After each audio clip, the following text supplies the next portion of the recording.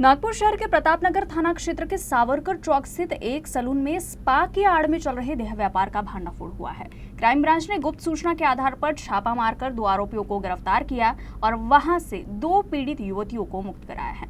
आरोपियों के खिलाफ मामला दर्ज कर आगे की कार्रवाई के लिए उन्हें प्रतापनगर पुलिस के हवाले कर दिया गया है। प्रतापनगर पुलिस थाने के सावरकर चौक स्थित एक्सेल यूनिसेक्स सैलून में जिस्म फरोशी का धंधा खुलेआम चल रहा था। क्राइम ब्रांच को सूचना मिली थी कि यहाँ महिलाओं और युवतियों को पैसों का लालच देकर देह व्यापार में धकेला जा रहा है।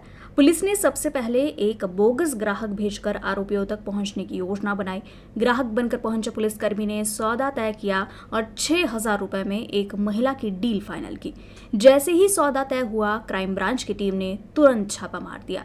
गिरफ्तार आरोपियों की पहचान भरत प्यारेलाल कश्यप और संजय उमाजी अष्टनकर के रूप में हुई है। जांच में पता चला कि इस सैलून को महज 3 महीने पहले ही शुरू किया गया था। मुख्य आरोपी भरत कश्यप पहले भी आपराधिक मामलों में लिप्त रह चुका है और उस पर मकोका के तहत कार्रवाई हो चुकी है। बावजूद इसके वो इस इलाके में देह व्यापार का धंधा चला रहा था। फिलहाल पुलिस ने दोनों आरोपियों को प्रतापनगर थाने के हवाले कर दिया है और इस रैकेट में शामिल अन्य लोगों की तलाश की जा रही है। प्रमाणे आपण मिळालेल्या माहितीवरून बोगस पंटर त्या ठिकाणी आपला पाठवण्यात आला होता।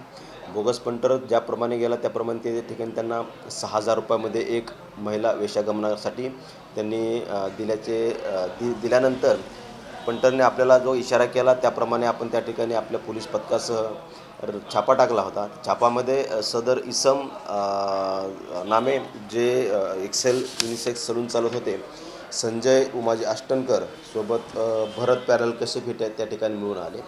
त्याचप्रमाणे त्या ठिकाणी 2 महिला ज्यांच्याकडून हे 2 इसम आर्थिक आमिष दाखवून देहव्यापार करून घेत होते त्या मिळून आल्या। त्यापैकी एक महिला आहे वय वर्ष 27, एक महिला आहे वय वर्ष 24। या पीडित महिलांना त्या ठिकाणाहून आम्ही महिला पंच, महिला पोलीस यांच्या मदतीने त्यांची सुटका केली।